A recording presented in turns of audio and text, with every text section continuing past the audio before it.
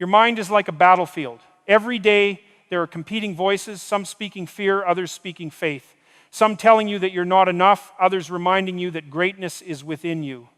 If you allow negative thoughts to sit unchallenged, they become beliefs, and those beliefs dictate your destiny. Renewing your mind means actively filtering out the lies and planting new seeds of truth. Imagine a farmer planting corn in a field. If he does nothing, weeds will grow by default. He must pull the weeds and plant the right seeds on purpose. Your mind works the same way. Left unattended, it fills with weeds of doubt, self-pity, excuses, and fear. But when you intentionally renew it, you replace those weeds with seeds of confidence, purpose, and clarity. This is not just positive thinking, it's disciplined thinking. It's refusing to accept thoughts that shrink your life. It's deliberately choosing thoughts that stretch you into your next level. And the more you repeat them, the more natural they become. Over time, your default state becomes faith instead of fear, vision instead of limitation, strength instead of weakness. Renewing your mind is daily work. It can't be done once a month or once a year, because every day new weeds show up. Every day the world tries to plant doubt in you. That's why the work of renewal never ends. But here's the reward. When you consistently renew your mind, you start to see opportunities others miss. You respond to problems with solutions, and you carry an unshakable confidence that changes everything. Reprogramming failure as feedback. Most people see failure as a dead end, but failure is really a classroom. Every great achievement is built on lessons learned from failure.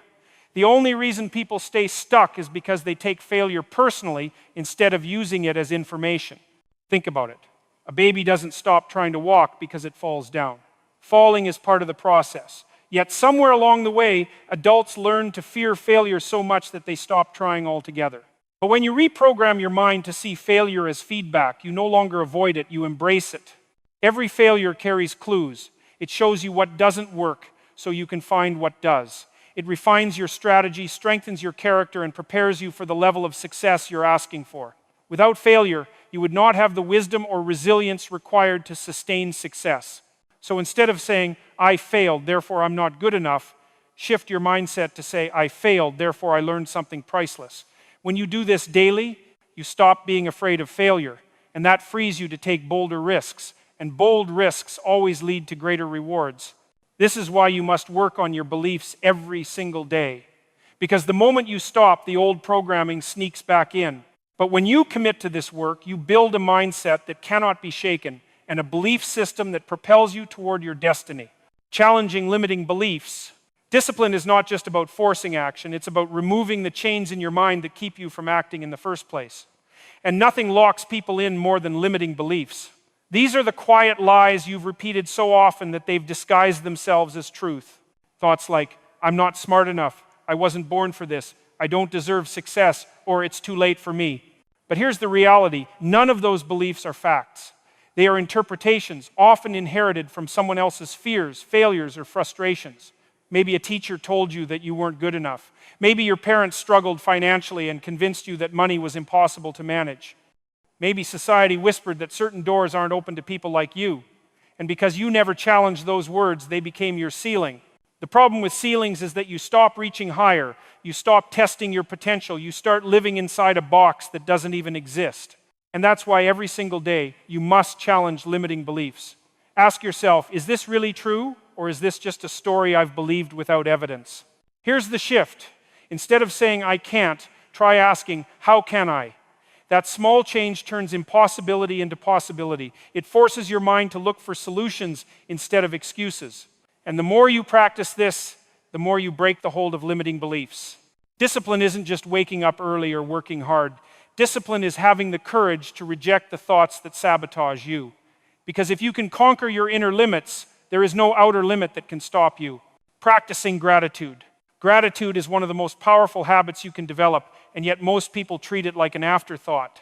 They wait until something extraordinary happens to be thankful, instead of realizing that gratitude is the fuel that creates extraordinary moments in the first place. Think about it. Gratitude changes your perception. The same situation can either feel like a burden or a blessing, depending on how you choose to see it. When you start your day focusing on what you don't have, you live in scarcity. But when you focus on what you do have, you live in abundance. And abundance attracts more abundance. Gratitude is not passive, it's active.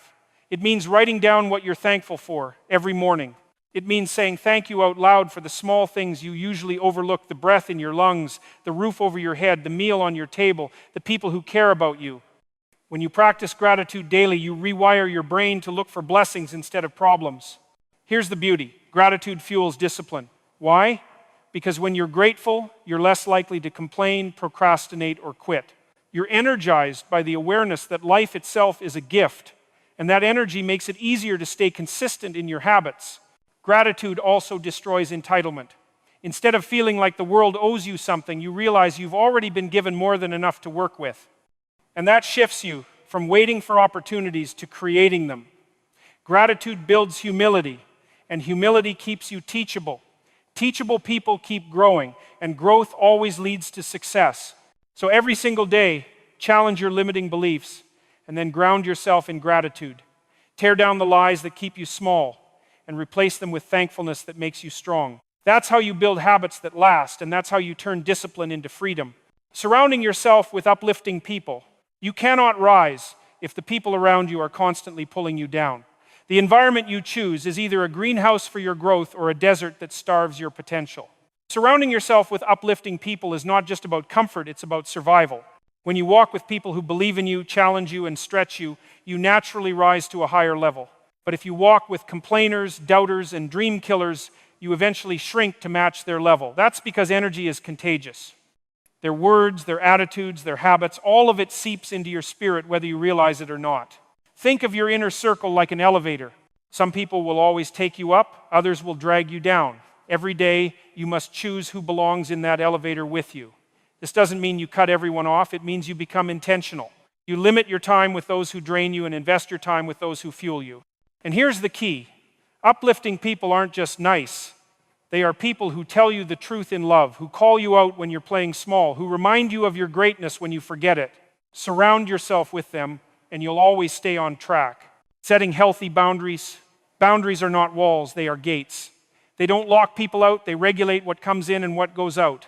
Too many people allow toxic relationships to rob them of peace, energy, and focus simply because they don't know how to set boundaries. Every day, you must work on protecting your time, your energy, and your emotions. That means learning to say no without guilt. That means refusing to allow someone else's chaos to dictate your peace. That means being clear about what you will and will not tolerate. Setting boundaries is not unkind. It is the highest form of respect, both for yourself and for others. When you set boundaries, you are teaching people how to treat you. And if you don't set them, people will push as far as you let them. Boundaries also create space for growth. When you stop wasting energy on toxic connections, you free up energy for healthy ones. When you stop saying yes to everything, you start saying yes to the right things. Every great leader, every successful person, every fulfilled human being has mastered the art of setting boundaries. And here's the truth: people who get upset when you set boundaries are the very people who benefit from you not having them. Protect your space because your future depends on it. So if you want to grow, commit to this daily. Surround yourself with uplifting people and protect yourself from the rest with strong, healthy boundaries. Because your environment is the soil of your destiny, and you can't grow fruit in poisoned ground. Eating clean, whole foods. Food is not just fuel, it is information. Every bite you take is sending instructions to your body, telling it either to heal and energize or to inflame and weaken. Too many people live as though they can abuse their body with junk and somehow still expect to perform at peak levels. But greatness requires discipline, and discipline extends to what you put on your plate. Clean eating means choosing foods that are as close to their natural state as possible: fruits, vegetables, lean proteins, whole grains, healthy fats. These are living foods that feed your cells, sharpen your mind, and sustain your energy. Contrast that with processed foods loaded with chemicals and sugar, which spike your energy only to crash it later. Here's the truth: the quality of your life is directly tied to the quality of your fuel. You cannot put dirty gas in a Ferrari and expect it to run smoothly. In the same way, you can't pour soda, chips, and fast food into your body and expect it to carry you into your destiny with strength. Every day you eat is a decision about your future.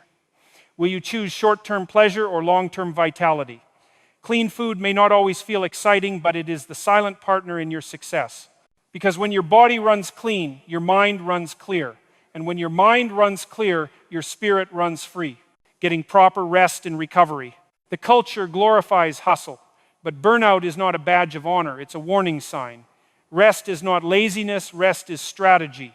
Recovery is not weakness, recovery is wisdom. If you want to operate at your highest potential, you must work as hard on your recovery as you do on your grind. Sleep is where your body repairs, where your brain consolidates memories, where your hormones rebalance, and where your creativity is restored. Cutting corners on sleep is like cutting corners on building a foundation. Eventually, the cracks will show. But rest goes beyond sleep. It also means creating rhythms of renewal during the day, taking breaks to breathe, stretch, and disconnect from constant noise, scheduling downtime to recharge your spirit, allowing your body and mind to reset so that when you return to the work, you return sharper, stronger, and more focused. Recovery is also about alignment. When you ignore rest, you burn out and lose clarity of purpose. When you honor rest, you return with vision, energy, and strength to keep moving forward. Daily rest disciplines like shutting off screens at night, keeping a consistent bedtime, or taking 15 minutes for silence may feel small, but they produce massive results over time. The great paradox is this: when you rest strategically, you actually accomplish more, not less. Because a rested body produces more energy, a rested mind produces more ideas, and a rested spirit produces more resilience. So when it comes to health, remember this: every meal is a decision, and every night of rest is an investment. Choose clean fuel, honor your body's need for recovery, and watch as your energy multiplies into momentum that carries you into everything you were meant to do. Tracking your spending. What gets measured gets managed. If you don't know where your money is going, you'll never have control of it. Most people believe they don't have enough income to save or invest, but the truth is they've lost control of the small leaks. Untracked spending is silent sabotage. It slowly drains your future without you even realizing it. Tracking your spending daily forces awareness. It shines a light on habits you've ignored. Maybe it's the daily coffee that adds up to hundreds a month. Maybe it's subscriptions you forgot you signed up for. Maybe it's small luxuries that feel harmless but keep you from building momentum. The act of tracking is empowering. It tells your money, I am in charge here. And when you step into that responsibility, you start to notice patterns. You see where you're strong and where you're wasteful. And then you can redirect those wasted dollars into seeds of growth savings, investments, or opportunities that multiply. Discipline is not just about earning more, it's about mastering what you already have. And that mastery starts with the simple daily discipline of tracking your money. Building multiple streams of income. The average person relies on one stream of income, their job. And that is one of the riskiest financial positions to be in. Because if that single stream dries up, everything collapses. Wealthy people understand that security doesn't come from one source, it comes from multiple streams that flow even when one slows down. Building multiple streams of income doesn't happen overnight, but it starts with intentionality. Maybe you start with your main job, but you add a side business. Maybe you invest in dividend-paying stocks or real estate or digital assets. Maybe you use your skills to create products, courses, or services that generate income while you sleep. Each stream might start small, but the power is in the flow. Over time, those streams create rivers, and rivers create oceans of financial freedom. The daily discipline here is simple. Every day, ask yourself, what am I doing to expand my income? It could be learning a new skill, networking with someone who can open a door, or building something that will pay you later. Income doesn't just show up, it's created by people who intentionally plant and water new seeds. And here's the beauty. Multiple streams don't just give you security, they give you freedom. They release you from the stress of depending on one paycheck. They give you options, and options create peace. That's why every day you must dedicate energy to creating new streams, no matter how small they seem at the start. Wealth is not built by accident, it's built by daily decisions. Track your spending so you master the present. Build multiple streams so you secure the future. And when you do, money stops being a source of stress and becomes a tool for freedom, impact, and legacy.